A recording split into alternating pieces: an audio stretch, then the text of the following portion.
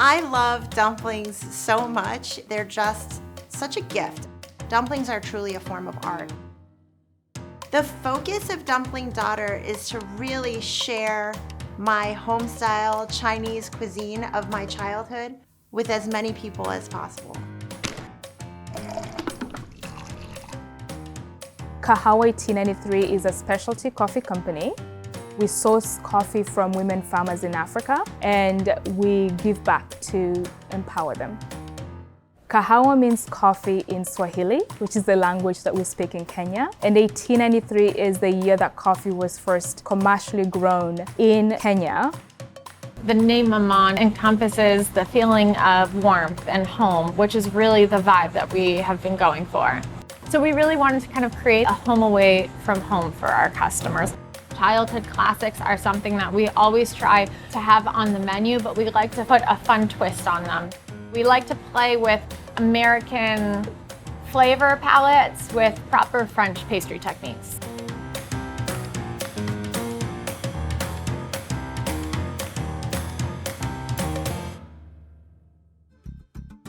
I love dumplings so much. They're just such a gift.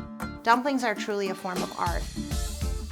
The focus of Dumpling Daughter is to really share my home-style Chinese cuisine of my childhood with as many people as possible.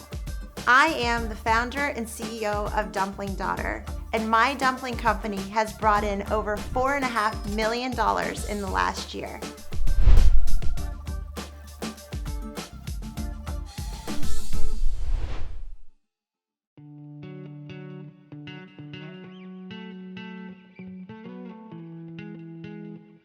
Now we offer dumplings in the frozen section of your local grocery store.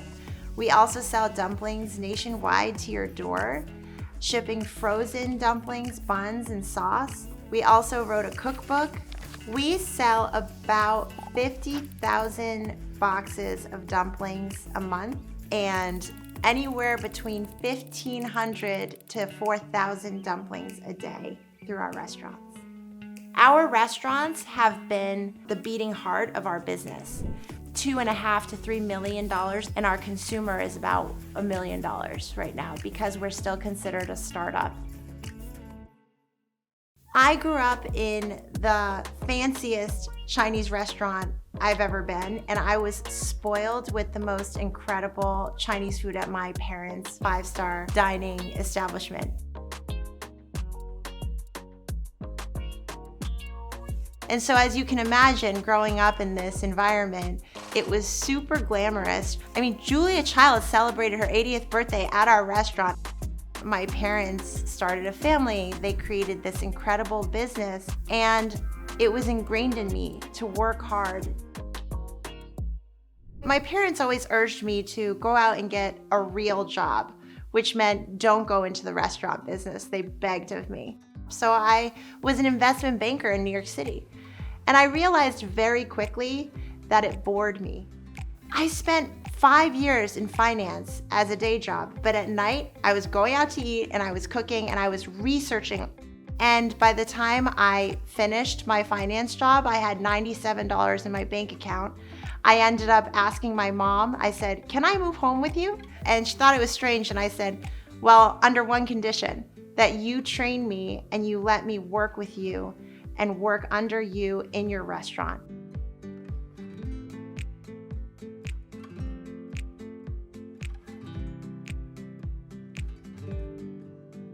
I was taking all these notes and I said, one day I'm gonna do something, whether it's in restaurants or in food somehow, some way.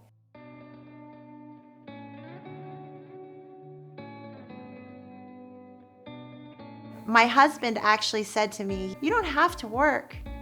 And I said, "Well, I appreciate that, but my father's lasting advice to me was, you always have to be a self-sufficient woman." And so I really dug deep and I wrote the business plan for Dumpling Daughter.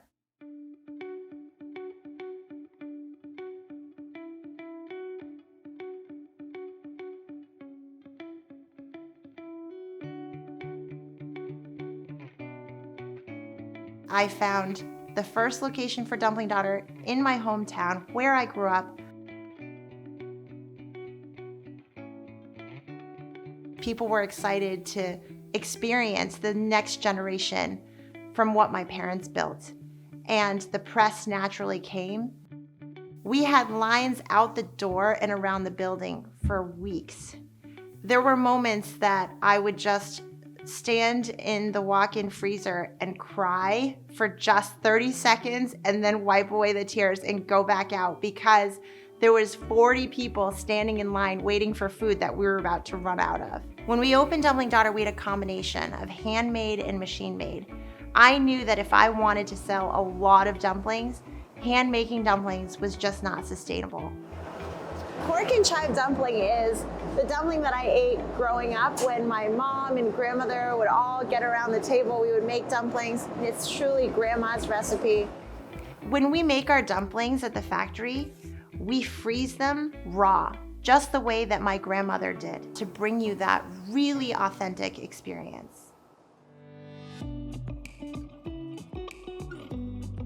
Two of my employees at the time left and opened an exact copycat of Dumpling Daughter. We filed a federal lawsuit against Dumpling Girl, and very quickly they asked to settle.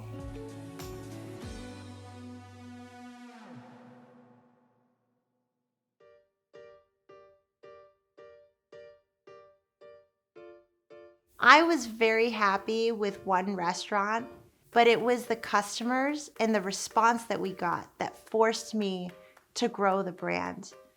When the pandemic hit, I immediately thought about how do we continue to serve people? And how can we make this company bigger and better in this time that we're supposed to be defeated? We started so many different things like bottling the sauce. We wrote a cookbook. We did virtual cooking classes. We sold meal kits where people could eat Dumpling Daughter at home. We opened a third restaurant. It went so well that I started looking into how do we ship these dumplings. We designed a D2C website where people could order our products and get it shipped to them overnight.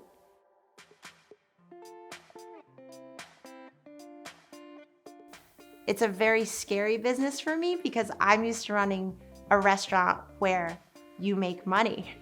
In the consumer products business, you actually lose money because you're spending for the future and for the growth of the company.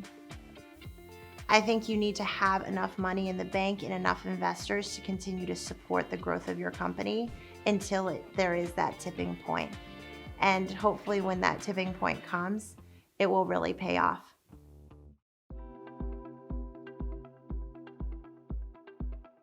I know that I can't ride my parents' coattails forever, that I have to create a brand or a feeling or a product that serves today's customer. Dumpling Daughter has changed my life because it has proved to me, myself, that I can be the self-sufficient woman my father said that I should be. I would say I am the Dumpling Daughter.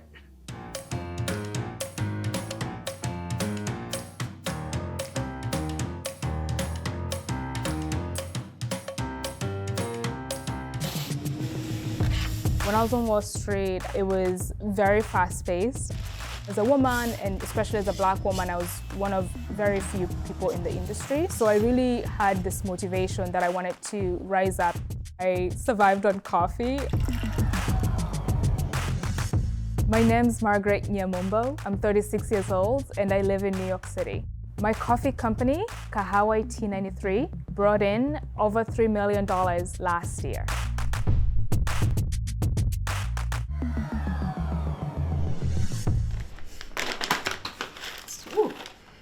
I smell it. I am at 3 cups now a day, so I feel like that's the limit before I start getting jittery. Kahawa T93 is a specialty coffee company. We source coffee from women farmers in Africa, and we give back to empower them. Kahawa means coffee in Swahili, which is the language that we speak in Kenya. And 1893 is the year that coffee was first commercially grown in Kenya.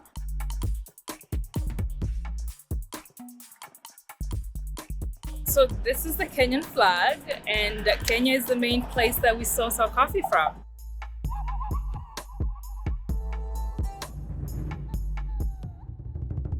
I grew up on a coffee farm in Kenya, and what I observed is a majority of the labor came from women, and so I wanted to build a brand that would give back to the women who are doing majority of the work. And so our coffee bags have a QR code on the back that you can scan and tip farmers. Our business is split into 3 major channels. So we have our website, online, Amazon, but the majority of our business is actually in grocery. Part of the business is also in food service, cafes, and offices as well.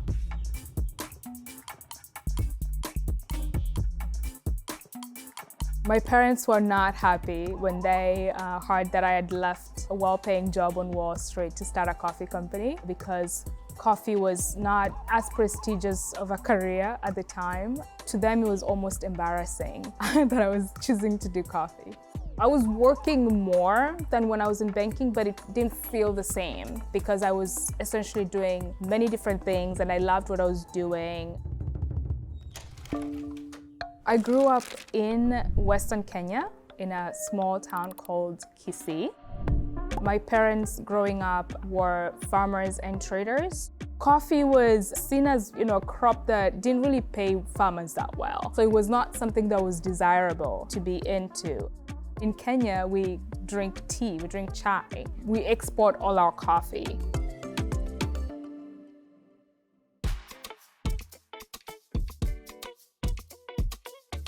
I remember my first cup was on my flight here. I was going to America. I felt like I had to fit in, so I ordered a cup of coffee, and it was bitter. And then in college, just to stay awake and study, I really got into coffee, and again, at work. It was an acquired taste that I started to love.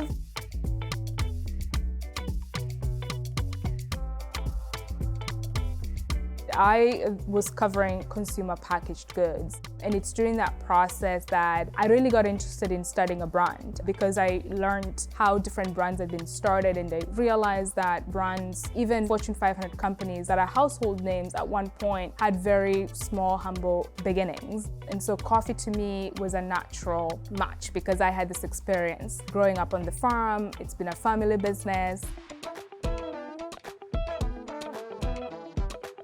It started off as a side hustle, but it was really hard to balance out because my job was very demanding. I really couldn't do anything on the side except weekends. Even weekends was kind of pushing it. So I thought I'd take a sabbatical or a leave of about a year to really explore this idea, and if it didn't work out, to go back to my job. So once we roast it, we taste it. It's called the cupping method. Scoop the coffee, and then you spit it. Funny enough, it didn't feel scary. I felt that I had, an amazing resume. I had an MBA, I had good work experience, and so I felt that if I needed to come back into the job market, that I'd be able to do that. I didn't want to regret not ever having tried it.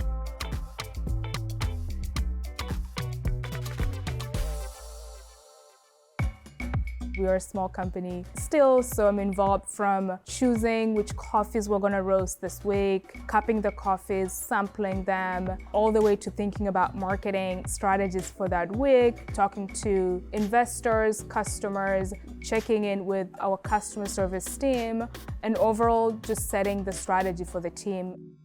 So for the packaging, we give it this color, which reflects the vibrant African colors. The bags also have animals, which is a safari theme, which reckons back to this dynamic landscape of the Masai Mara, the safari back in Kenya. So when we first started the brand, I was basically working around the clock. I wake up, I'm thinking about it. I was dropping off packages at the post office. I was roasting. I was doing tastings. At night, I'm sending emails, posting on social. The first year was fully self-funded from my savings and reinvesting any profits that we got. So didn't raise any money or debt for that first year.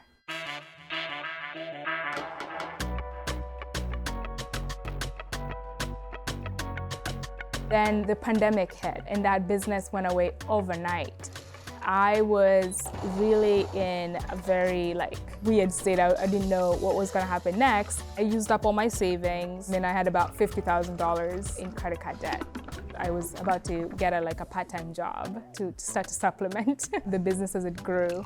And then we got a lucky break. We got contacted by Trader Joe's and they were interested in bringing the coffee brand into their stores as our own brand. So that was the first time I felt like, oh my God, we have something here, and really began to invest in making sure that we could get the product in the store. And so that was the first time that we needed outside investment. So it was very stressful. It was also a very short period of time. And during the pandemic, which is when the supply chain issues just took off. So it was a very unique time to be able to be doing something that big. We were going to be the first Black and woman-owned coffee brand to be in Trader Joe's, and somehow it took off. We started getting calls from other retailers, so like Target, Sprouts. It's like we were dealing with Trader Joe's, but also now suddenly we had to source for other retailers. 3 years later, I've been able to have a salary and I'm out of credit card debt. I actually have zero. Oh, that's a good coffee. Yeah. I'm a tea girl, but that's a good cup of coffee. I'm very, very, very particular about my coffee. It's been an amazing relationship. It's been life-changing for the business. I think the amount of exposure that we were able to get from the show actually went viral in Kenya. So that was kind of a surreal moment. On our website, we charge from $16 to about $20 for a 12-ounce bag of coffee. In deciding what we charge for a bag of coffee, we kind of think about three things. So first is the price of the unroasted coffee, which we call green coffee. Most of the cost is actually getting the coffee from unroasted to its final destination. And then the cost of roasting the coffee, packaging it, transit, we bake in a little bit of profit. We also look at what are other coffee brands charging.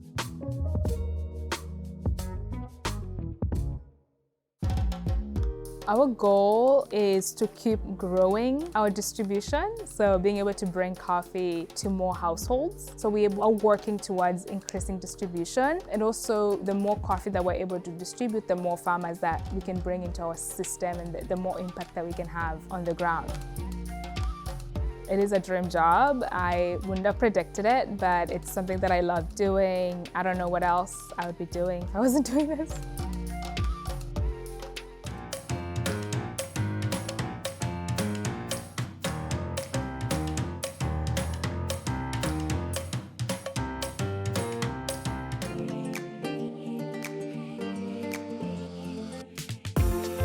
In the crowded market of coffee shops and bakeries, how does a business set itself apart?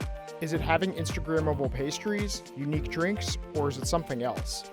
How can we be better than the competition? And how can we be more than just food and coffee? You need that little something more. It's really important to really offer our customers a multi-sensory experience. This is Elisa Marshall and Benjamin Sormonte, founders of Maman, a chain of 34 coffee shops, bakeries, and event spaces. Spread across the east coast of the United States and Canada, their stores are inspired by their travels, mothers, and childhoods. The name Maman encompasses the feeling of warmth and home, which is really the vibe that we have been going for. I think that within New York City, not a lot of people had the luxury of having these dining rooms in their home. So we really wanted to kind of create a home away from home for our customers. After spending $250,000 to open their first location in New York's Soho neighborhood, Maman, influenced by French countryside charm and filled with antiques, quickly found an opening in the $49.5 billion US coffee shop market. It was very important to have a place to gather with our friends, and it became like a home away from home for us, truly. This is the story of how a couple pivoted careers and started a company that brought in nearly $50 million in sales in 2023.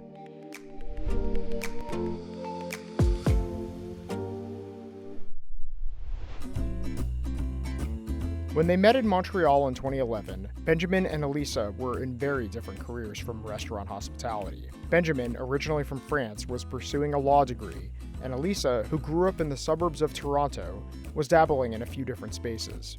Everything from event planning to interior design, a 9-to-5 in PR and marketing, and event planning on the weekends with a little bit of catering on the side. Around 2012, Benjamin and Elisa were looking for a change in their careers. A unique opportunity came from some friends of Benjamin who worked with a restaurant group. The couple then found themselves running a restaurant in Ibiza, Spain. It was really like restaurant school 101 for us, where you get thrown into an island where you don't speak the language and start a restaurant from nothing to, what we made it. Being exposed to all the different aspects of the restaurant business really helped us for the future. We had so many failures along the way. Then, wanting to take a step away from the nightlife during the off-season, Benjamin and Elisa moved to New York City just 5 months later to open a wine bar with the same restaurant group. It was a really great experience for us to kind of, get our hands dirty in the hospitality industry in New York and really learn what it was like in comparison to the island over in Spain. Elisa had always dreamed of opening a cafe, and she noticed something that many of the ones in New York at the time had in common. The trend at the time was very industrial chic. All of the cafes, especially in Soho, were very cold and nothing really had that warm and welcoming atmosphere. And for us, it was really important that our space was reminiscent of home and primarily of our parents' home. The couple came across an old poster shop and signed a lease to start their very own passion project. In October of 2014, Maman was born. When we started the business plan, obviously we didn't know how much it would cost. So overall, we spent around $250,000 into the business. And that money came from friends and family, also from the savings we were together working in Elisa.